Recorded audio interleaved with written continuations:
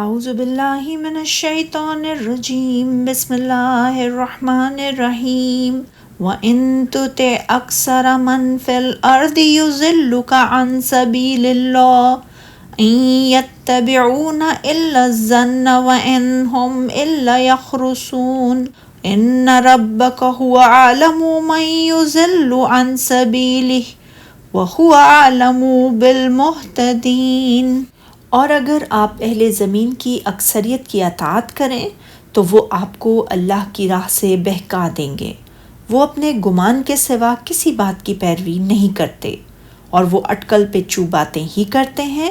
بے شک آپ کا رب اس شخص کو خوب جانتا ہے جو اس کی راہ سے بہکتا ہے، اور وہ ہدایت یافتہ لوگوں کو بھی خوب جانتا ہے۔ اللہ تعالیٰ نے بیان فرمایا ہے کہ روئے زمین کے اکثر لوگ گمراہ ہیں، جیسا کہ فرمایا سورہ صافات میں، اور بلا شبہ ان سے پیشتر بہت سے پہلے لوگ گمراہ ہو گئے تھے، اور فرمایا سورہ یوسف میں، اور بہت سے آدمی گو آپ کتنی ہی خواہش کریں ایمان لانے والے نہیں ہیں، وہ گمراہی میں مبتلا ہیں، دولت یقین سے محروم ہیں اور باطل خیالات رکھتے ہیں۔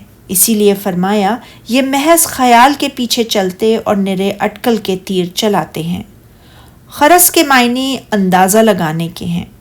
اسی سے محاورہ ہے جس کے معنی کھجور کے درخت پر لگے ہوئے پھل کے وزن کا اندازہ لگانے کے ہیں، اور یہ سب کچھ اللہ تعالیٰ کی تقدیر اور مشیت کے مطابق ہے۔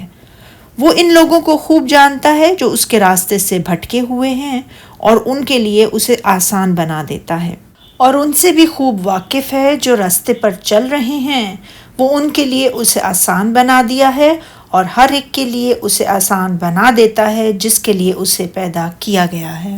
سبحانک اللہم و بحمدک اشہد ان لا الہ الا انت استغفرک و اتوب الیک۔